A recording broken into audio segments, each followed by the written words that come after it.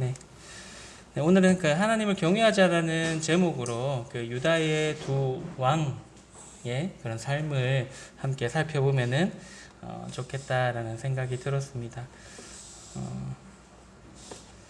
지금 보시는 도표는 그 남유다의 역대 왕과 선지자입니다. 글씨가 작아가지고 좀 잘 안 보이긴 한데요. 이제 통일왕국 시대는 그 우리가 잘 아는 것처럼 이제 사울과 다윗과 솔로몬에서 이제 끝이 나고요. 이제 솔로몬의 아들이었던 르호보암 때문에 뭐 꼭 그 때문은 아닙니다만 어쨌든 르호보암이 이제 그 백성들이 찾아왔을 때 좀 너무 강경하게 이제 솔로몬이 시대에 평화롭긴 했습니다만은 이제 성전을 짓고 또 솔로몬의 그런 왕국을 건설하기 위해서 많은 부역들과 세금들을 걷어들였기 때문에 그러한 것들에 이제 힘이 붙여서 찾아왔던 백성들을 외면했던 로아보암 때문에 이제 북이스라엘과 남유다로 이렇게 나뉘게 됩니다. 그래서 이제 시간들이 흘러가서 여기서 보시면은 이제 그 네, 까만색으로 되어 있는 세모는 악한 왕입니다. 남유다의 악한 왕이고요. 그 이제 북이스라엘은 한결같이 악한 왕들만 있었고요. 이제 남유다의 경우에는 악한 왕도 있었고 선한 왕도 있었습니다. 그래서 여기 보시면 이제 빈 세모, 까만색이 채워지지 않는 세모는 이제 선한 왕들을 표시하고 있고요. 동그라미에 반은 희고 반은 검은 사람들은 이제 선했다가 이제 악해졌던 그런 왕들을 이렇게 표시하고 있다라고 보시면 될 것 같습니다. 그래서 선했던 왕들 중에서 요사밧이 있었고요. 22년간 남유다를 다스렸고, 그 다음에 요담, 그 다음에 우리가 잘 아는 히스기야 왕 29년을 남유다를 이제 다스렸고요. 그 다음에 이제 요시야 31년을 다스렸던 요시야 왕이 마지막으로 선한 왕으로 이렇게 기록되어져 있습니다. 그래서 오늘은 이제 이 많은 왕들을 다 살펴보기에는 좀 어렵고요. 특별히 이제 BC 640년에 남유다를 통치했던 요시야 왕과 그의 아들이었던 여호야김 왕에 대해서 좀 비교해서 살펴보면 좋겠다라는 생각이 들었습니다.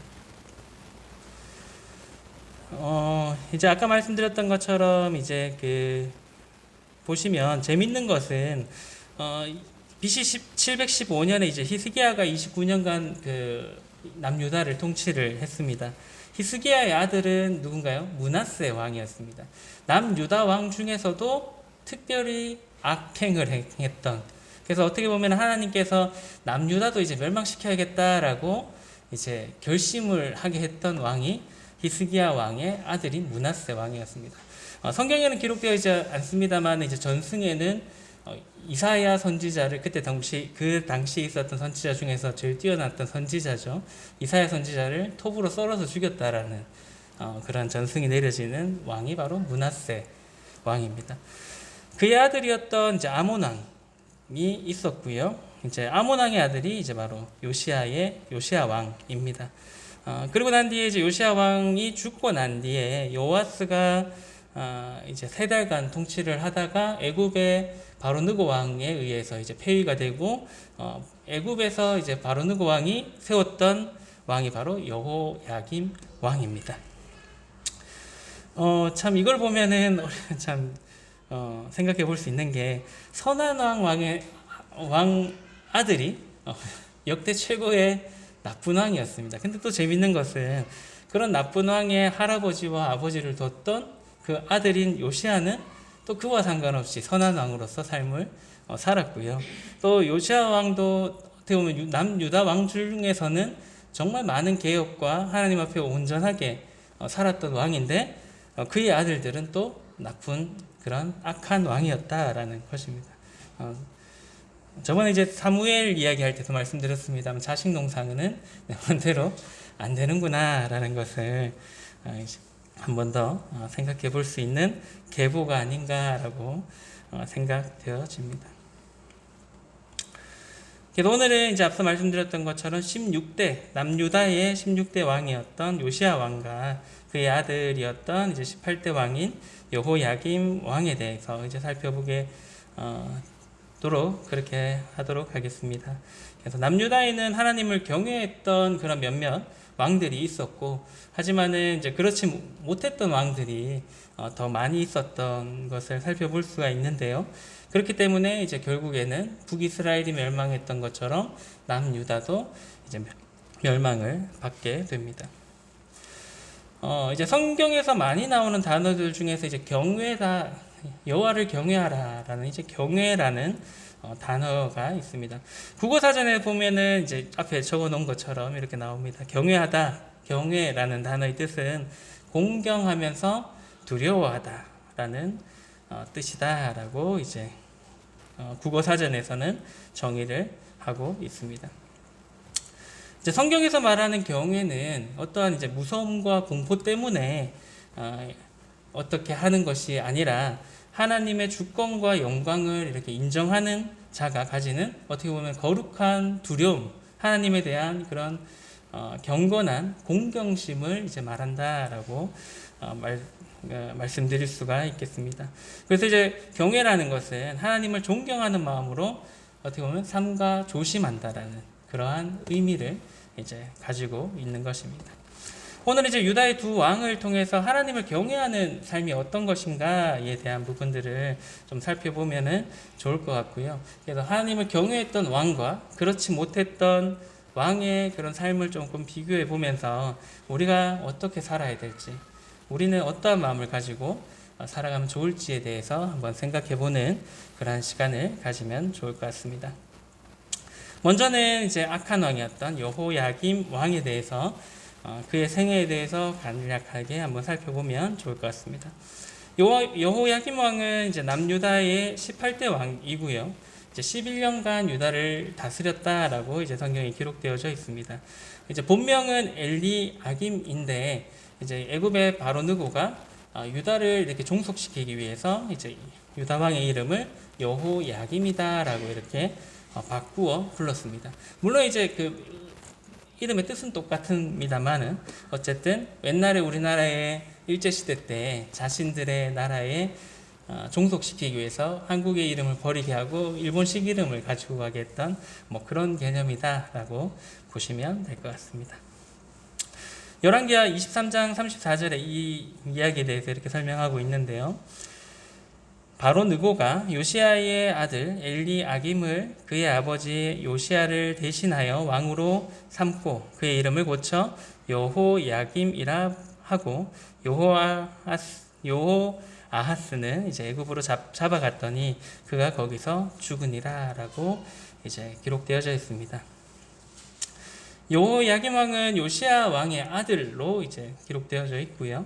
그의 동생이었던 여호아하스 왕이 이제 석 달간 통치하고 있었는데 이제 애굽의 바로 느고에게 폐위되고 난 뒤에 그의 왕위를, 동생의 왕위를 이어받았다라고 기록되어져 있습니다.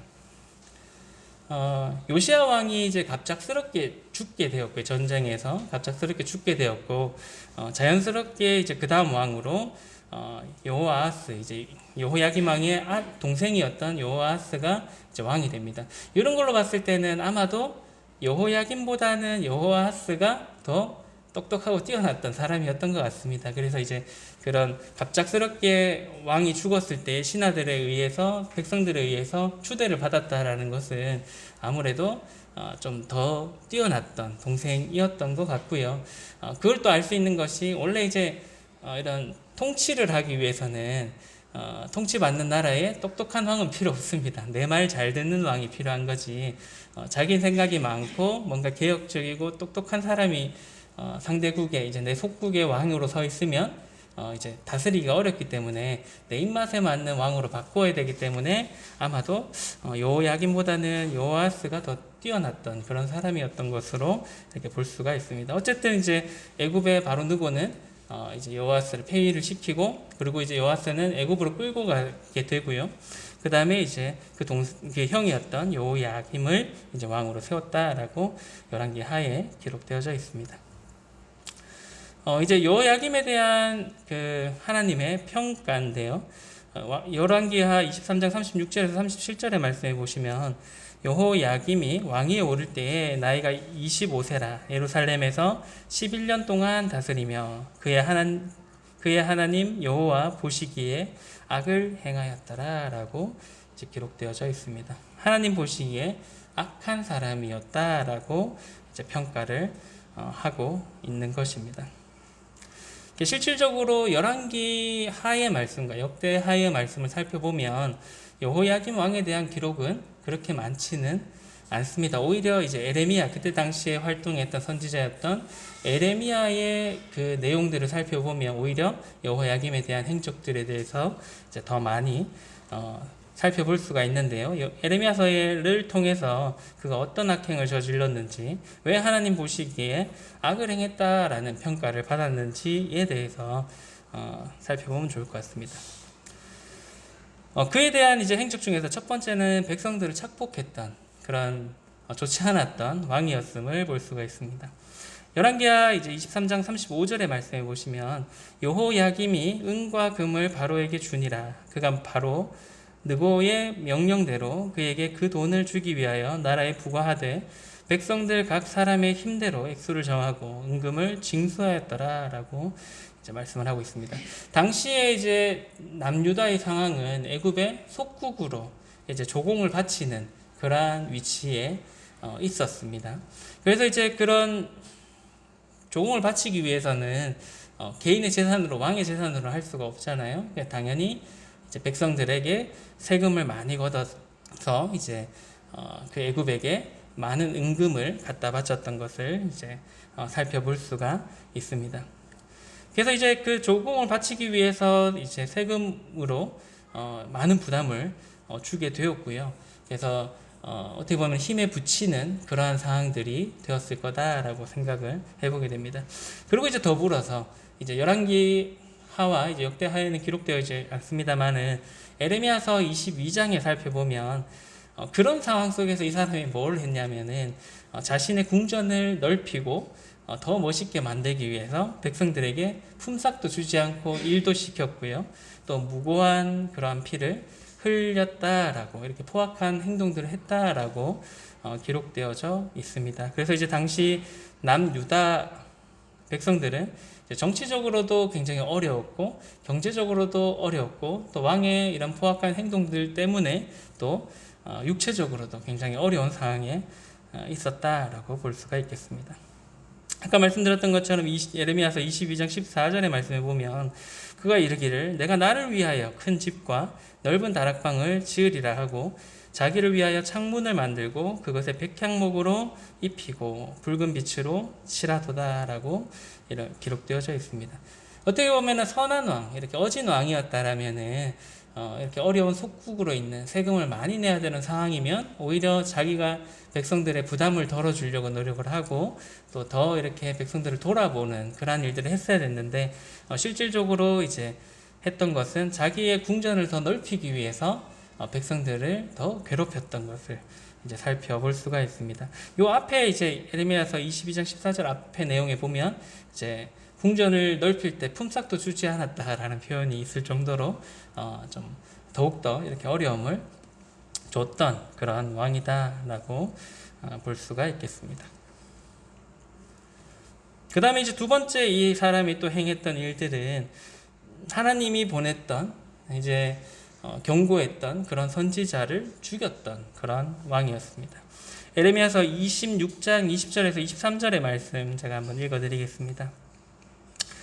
여호와의 이름으로 예언한 사람이 있었는데 곧 기랏 여아림 스마야의 아들 우리아라. 그가 에레미야의 모든 말과 같이 이 성과 이 땅에 경고하여 예언하며 여호야김 왕과 그의 모든 용사와 모든 고관이 그의 말을 듣고서 왕이 그를 죽이려 하매 우리아가 그 말을 듣고 두려워 애굽으로 도망하여 간지라. 여호야김 왕이 사람을 애굽으로 보내되 곧 악볼의 아들 엘라단과 몇 사람을 함께 애굽으로 보냈더니 그들이 우리아를 애굽에서 연행하여 여호야김 왕에게로 그를 데려오매 왕이 칼로 그를 죽이고 그의 시체를 평민의 묘지에 던지게 하니라. 이제 여호와의 이름으로 이 남유다가 멸망할 것에 대해서 예언을 했던 그 선지자 우리아를 죽였다라고 이제 그 죽였던 왕이 여호야김 왕이었다라고 이제 기록되어져 있습니다. 물론 이제 왕의 입장에서는 자신이 통치하고 있는데 누군가 와서 이 나라는 멸망할 거예요. 하나님에게서 떠났기 때문에 너희들은 포로로 잡혀갈 거고 이 땅은 황폐해질 거다라고 예언을 하는 것 자체는 못마땅하게 여길 수는 있다라고 생각은 할 수 있습니다. 하지만은 그렇게 얘기했던 선지자를 죽였다라는 것은 이 여호야김 왕의 마음이 전혀 하나님에 대해서 경외하는 마음, 두려워하는 마음이 없었던 것으로 볼 수가 있겠습니다. 그래서 이제 어떻게 보면 하나님을 두려워했다면 하나님께서 보냈던 그 선지자를 감히 어떻게 죽일 수 있겠습니까? 아마 하나님을 경외했다라면 다윗이 가졌던 그 마음을 가졌겠죠. 어떻게 기름 부은 선지자도 기름 부은 자이기 때문에요. 기름 부었던 그 사람을 내가 죽일 수 있겠냐? 옷자락을 뱉던 것도 양심의 가책을 느꼈던 그 다윗의 마음을 가지는 것이 마땅한데 그 선지자를 못마땅하게 여겨서 자신의 감정에 따라서 그냥 죽여버렸던 그런 왕이었습니다. 그리고 이제 심지어는 하나님의 말씀도 이제 불살라버리는 그러한 왕이었습니다. 예레미야서 36장 20절에서 24절에 그런 내용들이 기록되어져 있는데요. 제가 한번 읽어드리겠습니다. 그들이 두루마리를 서기관 엘디사마의 방에 두고 뜰에 들어가 왕께 나아가서 이 모든 말을 왕의 귀에 아뢰니 왕이 여우디를 보내어 두루마리를 가져오게 하매 여우디가 서기관 엘리사마의 방에서 가져다가 왕과 왕의 곁에 선 모든 고관의 귀에 낭독하니 그때는 9째 달이라. 왕이 겨울 궁전에 앉았고 그 앞에는 불피운 화로가 있더라. 여우디가 서너 쪽을 낭독하면 왕이 면도칼로 그것을 연하게 베어 화로불에 던져서 두루마리를 모두 태웠더라. 왕과 그의 신하들이 이 모든 말을 듣고도 두려워하거나 자기들의 옷을 찢지 아니하였고 라고 이제 기록되어져 있습니다. 여호야김 왕 4년에 이제 하나님께서 예레미야에게 이제 말씀을 하셨습니다. 이제 그 내용이 어떤 것이냐면은 하나님의 심판이 임박했지만 너희들의 죄악 때문에 하나님께서 이 나라를 멸망할 그 심판이 임박했지만 각기 악한 길에서 돌이키면은 하나님께서 그 심판을 행하지 않고 그들의 악과 죄를 용서하겠다라는 그러한 내용을 이제 예언을 예레미야를 통해서 했었습니다. 그래서 이제 그 말씀을 바룩이 이렇게 기록을 했고요. 고관들에게 읽어주고 그 하나님의 말씀이 적힌 두루마리를 서기관 엘리사마에게 전달되어서 이제 왕과 왕의 곁에 선 이제 고관들에게 읽어주었던 그런 상황이었던 것입니다. 그 말씀을 들었던 이제 여호야김 왕은 하나님의 말씀이 적혔던 두루마리를 어떻게 했나요? 방금 읽었던 말씀처럼 면도칼로 이렇게 잘라서 그 앞에 있었던 화로에다가 그 말씀을 태워버렸습니다. 그런 후에 이제 에레미야와 바룩을 잡으라고 이렇게 명령을 했지만은 하나님께서 그들을 이제 숨겨주셔가지고 보호하셨고요. 이제 하나님의 말씀을 듣고도 여호야김 왕은 24절의 말씀처럼 두려워하거나 옷을 찢는다라는 것은 회개한다라는 이제 표면적인 표현이죠. 옷을 찢지도 않는, 그리고 회개하지도 않았던 그런 모습을 보였습니다. 도리어 이제 방금 읽으셨던 말씀처럼 하나님의 말씀을 불태워버리는, 없애버리는 그러한 엄청난 일들 저질렀던 것입니다. 그래서 이제 몇몇의 이런 행적들을 살펴보았을 때 여호야김 왕은 평생 동안 이제 하나님을 경외하지도 않았고요. 자신의 죄에 대해서도 회개하지도 않았던 그런 악한 왕이었다라는 것을 우리가 말씀을 통해서 살펴볼 수가 있겠습니다. 이번에는 이제 여호야김 왕과 반대되는 그의 아버지였던 요시야 왕에 대해서 한번 살펴보도록 할 건데요. 역대하 34장에 이제 요시야의 행적들에 대해서 이렇게 기록되어져 있는데 34장 1에서 2절의 말씀에 보시면 요시야가 왕 위에 오를 때에 나이가 8세라 예루살렘에서 31년 동안 다스리며 여호와 보시기에 정직하게 행하여 그의 조상 다윗의 길로 걸으며 좌우로 치우치지 아니하고 라고 그에 대한 평가를 이제 한 절로 이렇게 표현을 하고 있습니다. 16대 왕이었고요. 이제 여호야김 왕의 아버지가 바로 요시야 왕입니다. 8세 왕에 올랐습니다. 그래서 31년 동안 남유다를 다스렸던 왕이고요. 그에 대한 이제 평가는 어떻게 보면 최고의 유다의 왕으로서는 최고의 극찬이 다윗과 비교하는 거 아니겠나 싶은데 이제 8세 왕에 올라서 그에 대한 평가는 여호와 보시기에 정직하게 행했고 다윗과 같이 좌로나 우로 이렇게 치우치지 않았던 그런 하나님을 잘 섬겼던 왕이었다라고 이제 평가를 하고 있습니다. 요시야 왕이 이제 즉위하기 전에 60년 동안 유다는 포악한 왕이었던 므낫세와 아몬의 통치를 받으면서 이제 하나님께서 이제 아수르의 간섭을 이렇게 받도록 이렇게 허락을 하셨습니다. 그리고 이제 므낫세 왕으로 인해서 아까 말씀드렸던 것처럼 하나님께서 남유다도 북이스라엘처럼 이렇게 멸망을 하도록 할 것을 이렇게 결정을 하셨음을 이제 살펴볼 수가 있습니다. 이제 요시야 왕은 그러한 할아버지 므낫세와 아버지 아몬의 잘못을 어떻게 보면 바로잡았던 그러한 왕이다라고 이렇게 볼 수가 있겠는데요. 요시야 왕의 그런 행적들도 간단하게 살펴보도록 하겠습니다. 요시야 왕이 했던 첫 번째는 유다와 예루살렘을 정결하게 했던 왕입니다. 역대하 34장 2절에서 5절의 말씀에 보시면 아직도 어렸을 때 곧 왕위에 있은 지 8년에 그의 조상 다윗의 하나님을 비로소 찾고 제12년에 유다와 예루살렘을 비로소 정결하게 하여 그 산당들과 아세라 목상들과 아로 새긴 우상들과 부어 만든 우상들을 제거하여 버리매 무리가 왕 앞에서 바알의 제단들을 헐었으며 왕이 또 그 제단 위에 높이 달린 태양상들을 찍고 또 아세라 목상들과 아로 새긴 우상들과 부어 만든 우상들을 빻아 가루를 만들어 제사하던 자들의 무덤에 뿌리고 제사장들의 뼈를 제단 위에서 불살라 유다와 예루살렘을 정결하게 하였으며라고 이제 역대하에 기록되어져 있습니다. 그가 이제 16세가 되었을 때에 이제 조상 다윗의 하나님을 비로소 찾았다라고 이제 기록되어져 있고요. 그리고 이제 그가 20세가 되었을 때, 어떻게 보면 성인이 되었을 때에 이제 죄로 더럽혀져 있던 유다와 예루살렘을 깨끗하게 하는 그런 정결 작업을 착수를 해서 산당에 있던, 그리고 이제 아세라 여신상과 이제 모든 우상들을 제거해버리는 그러한 일들을 했고요. 기록된 것처럼 이제 또한 백성들이 지켜보는 앞에서 바알 제단을 헐어버리고 또 우상들을 빻아서 가루를 만들어서 그 우상들을 제사하던 사람들의 무덤에다가 뿌리는 그러한 일들을 했습니다. 그리고 이제 이방 제사장들의 뼈를 제단 위에서 불살라서 예루살렘을 정결하게 하는 그러한 일들을 했던 왕이 바로 요시야 왕이었습니다. 그리고 이제 요시야 왕은 하나님의 말씀에 순종했던 그러한 왕이었습니다. 역대하 34장 14절의 말씀을 보시면 무리가 여호와의 전에 헌금한 돈을 꺼낼 때에 제사장 hil기야가 모세가 전한 여호와의 율법책을 발견하고라고 이제 기록되어져 있습니다.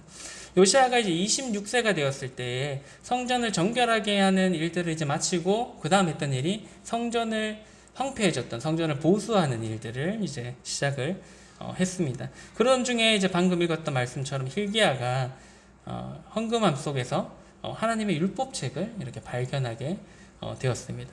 그래서 이제 그 앞에 있었던 므낫세 왕과 아버지와 할아버지가 그 말씀조차도 어딘지도 모르게 그냥 방치해뒀던 거죠. 그런데 그랬던 말씀을 이제 요시야 왕이 성전 보수를 하면서 이제 찾게 되었던 것입니다. 그래서 이제 이 책을 hil기야가 서기관 사반에게 갖다 주게 되었고요. 서기관 사반이 왕 앞에서 그 책을 하나님의 율법책을 이제 읽어주게 되었습니다. 이 말씀을 들었던 요시야 왕은 어떻게 했을까요? 하나님의 말씀에 전혀 관심이 없고 그것들을 찢어버렸던, 그래서 불태워버렸던 아들과 같지 않게 다른 반응을, 아들과 다른, 여호야김 왕과 다른 반응을 하게 됩니다. 역대하 이제 34장 18절에서 19절의 말씀에 보면 서기관 사반이 또 왕에게 아뢰어 이르되 제사장 hil기야가 내게 책을 주더이다 하고 사반이 왕 앞에서 그것을 읽음에 왕이 율법의 말씀을 듣자 곧 자기 옷을 찢더라. 하나님의 말씀을 들었던 요시야 왕은 자기 옷을 찢고 이제 회개하면서 그동안 이스라엘이 하나님 앞에서 얼마나 범죄했는지에 대해서 인정하게 되고 이제 더욱더 이 개혁을 단행을 하게 되었음을 살펴볼 수가 있습니다. 역대하 이제 이어서 34장 29절에서 33절의 말씀에 보시면 어떠한 일을 했냐면 왕이 사람을 보내어 유다와 예루살렘의 모든 장로를 불러 모으고 여호와의 전에 올라가매 유다 모든 사람과 예루살렘 주민들과 제사장들과 레위 사람들과 모든 백성이 노소를 막론하고 다 함께 한지라.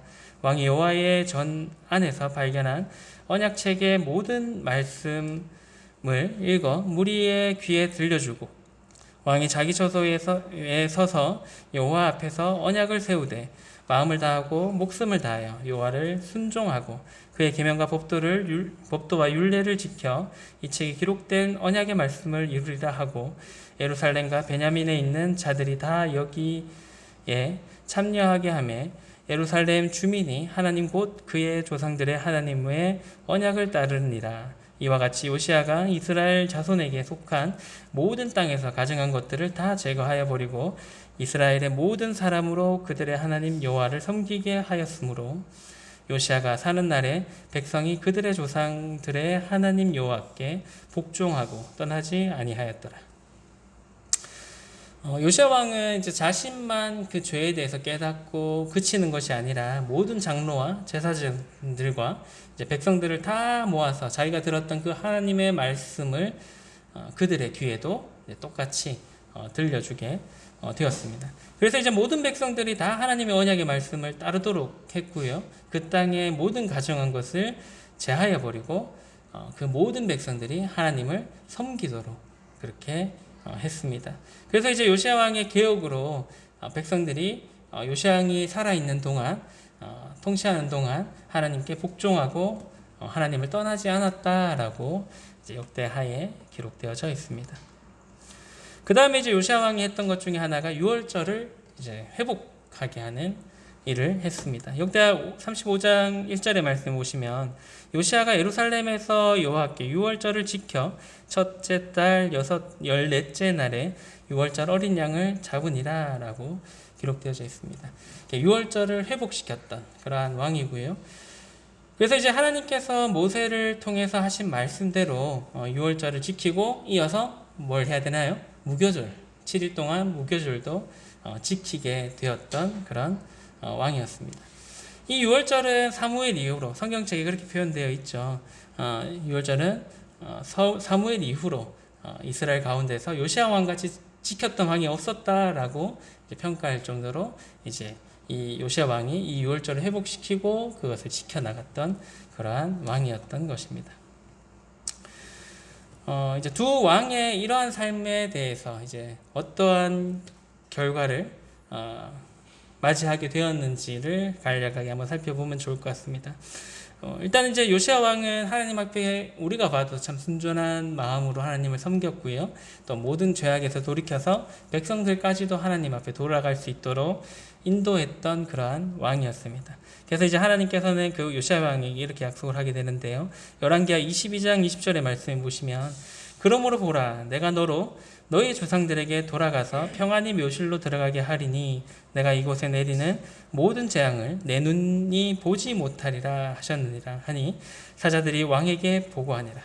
이제 이미 이전 왕들의 죄악 때문에 이 남유다를 멸망시키겠다라고 결심했던 하나님께서 하나님은 온전히 따랐던 그 요시야 왕만큼은 그 재앙을 피할 수 있도록 하겠다라고 이제 약속을 하셨던 것입니다. 그래서 이제 실제로 그의 아들들 대에서 그 남유다의 멸망이 일어나게 되고요. 이제 요시야는 그것을 목격하지도 못했고 실제로 겪지 않게 되었다라는 것입니다. 그리고 이제 그가 죽었을 때 모든 백성들이 그의 죽음으로 인해서 이제 슬퍼하고 애도했던 것을 이제 볼 수가 있는데요. 역대하 35장 24절에서 25절의 말씀을 보면 예루살렘에 이른 후에 그가 죽으니 그의 조상들의 묘실에 장사되니라. 온 유다와 예루살렘 사람들이 요시야를 슬퍼하고 에레미야는 그를 위하여 애가를 지었으며 모든 노래하는 남자들과 여자들은 요시야를 슬피 노래하니 이스라엘의 규례가 되어 오늘날까지 이르렀으며 그 가사는 애가 중에 기록되었더라. 물론 이제 그 요시야가 죽기 전에 좀 어떻게 보면 판단 미스입니다. 판단 미스로 인해서 이제 전쟁 중에 갑자기 죽게 되었던 부분은 물론 있습니다만은 모두가 이제 슬퍼하는 가운데서 그의 생애를 이제 마무리하게 되는 그러한 왕이 되었습니다. 어떻게 보면 하나님께서 약속하셨던 그 멸망을 목격하지 않게 하는, 겪지 않게 하신다라는 그 말씀이 그대로 이루어졌다라고 이제 볼 수가 있겠습니다. 그렇다면 이제 요야김 왕의 말년은 어땠을까요?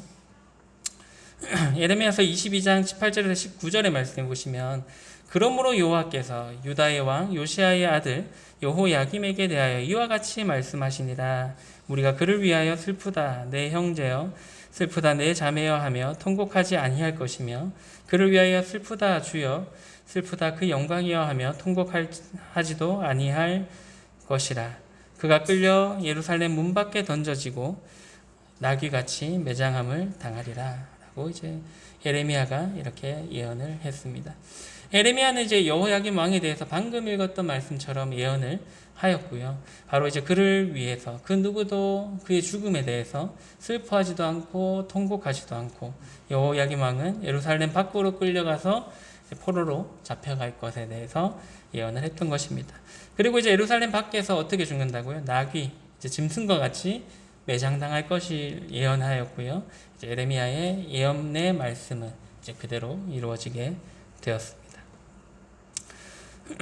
역대하 이제 36장 6절의 말씀을 보시면, 바벨론 왕 느부갓네살이 올라와서 그를 치고 그를 쇠사슬로 결박하여 바벨론으로 잡아가고 라고 이제 기록되어져 있습니다. 그래서 예레미야의 예언대로 느부갓네살 왕에게 침략당해서 3년을 섬기다가 이제 배반해서 바벨론으로 이제 포로로 잡혀가는 비참함을 겪게 되었고요. 그래서 여호야김 왕은 25세 왕이 되어서 11년간 다스렸지만은 어디에 이 사람의 이름이 빠졌을까요? 예수님의 족보에 유다의 왕의 혈통들이 쭉 나오잖아요. 그 중에서 마태복음에 1장에 나오는 예수님의 계보에 여호야김 왕은 언급되지 않는 그러한 왕이 되었습니다.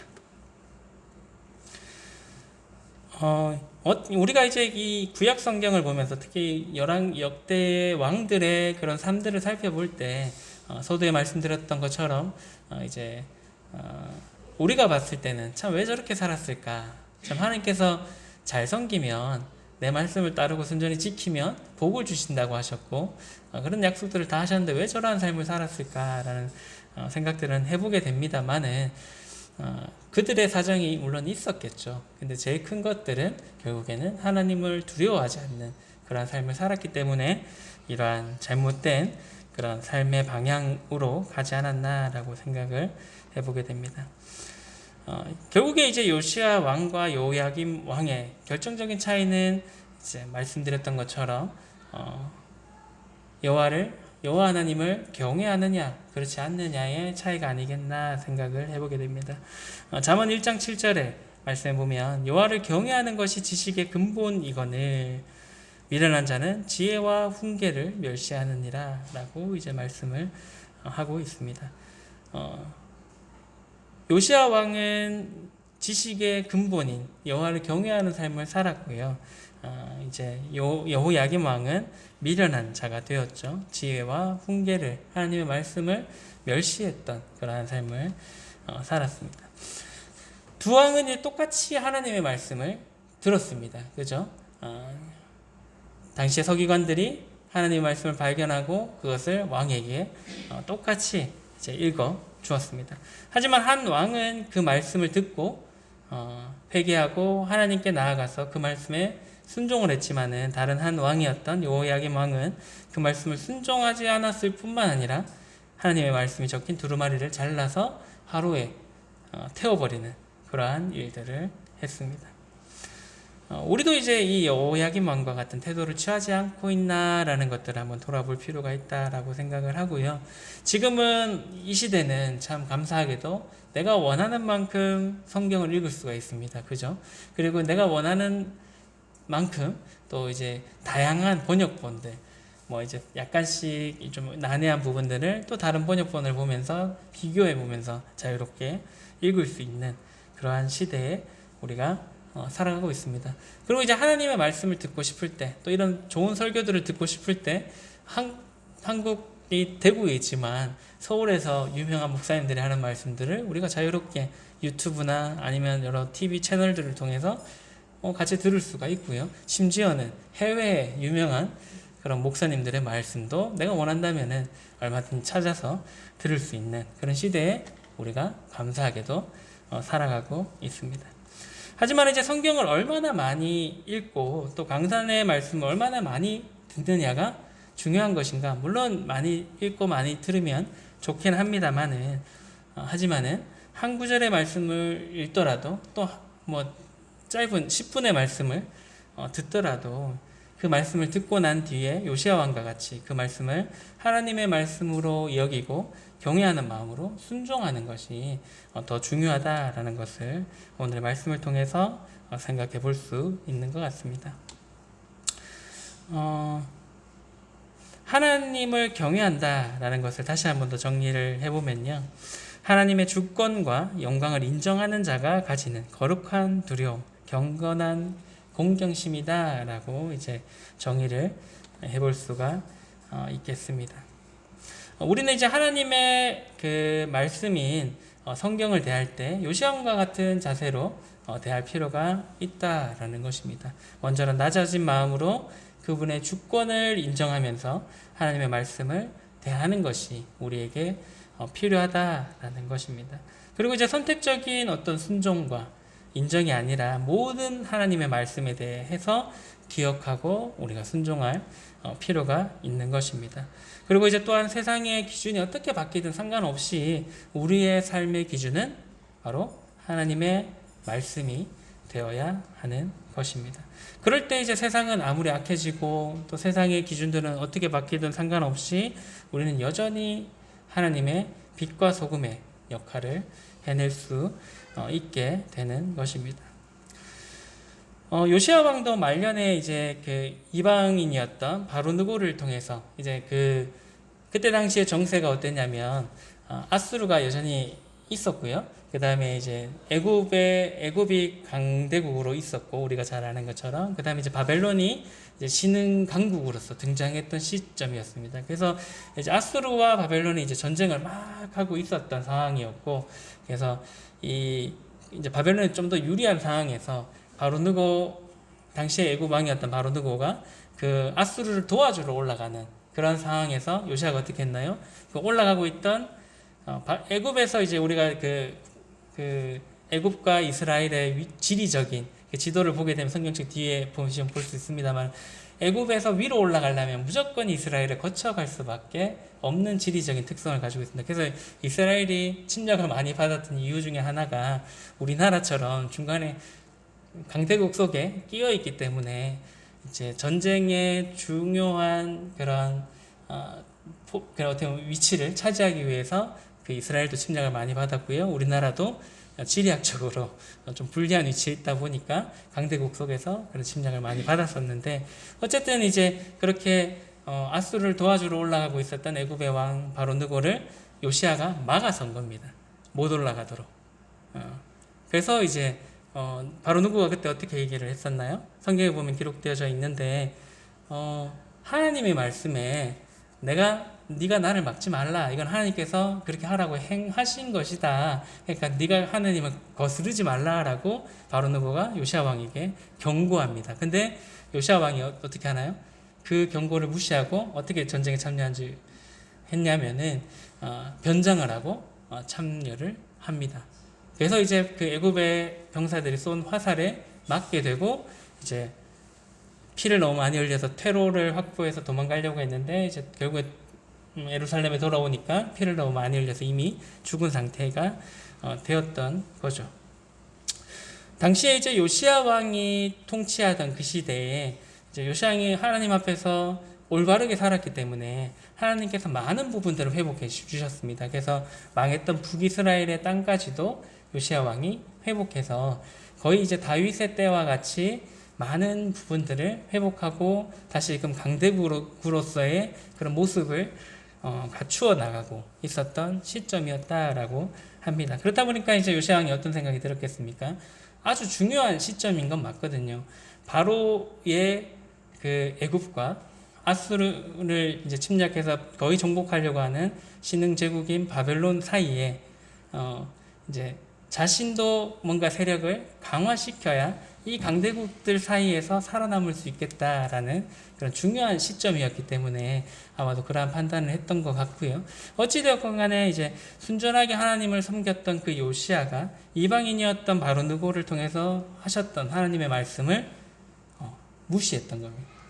그리고 이제 보통 우리가 다윗의 모습을 보면서 알 수 있는 것처럼 그 유다의 왕들, 이스라엘의 왕들은 전쟁을 하기 전에 항상 먼저 하나님께 묻고 움직이는 것이 일반적인 상황인데 성경에는 그런 내용들이 전혀 기록되어져 있습니다. 그래서 자신의 생각에는 이게 참전해서 애굽의 세력을 막고 바벨론을 견제할 수 있도록 하는 것이 제일 좋다라는 판단이 들었을지 모르겠습니다만은 그런 상황 속에서 이제 하나님께 묻지 않고 애굽과 전쟁을 또 애굽의 그 바로 누구의 하나님을 통해서 하신 그 말씀을 무시한 채로 전쟁을 일으키면서 이제 죽음을 맞게 되는 그러한 상황이었던 것입니다.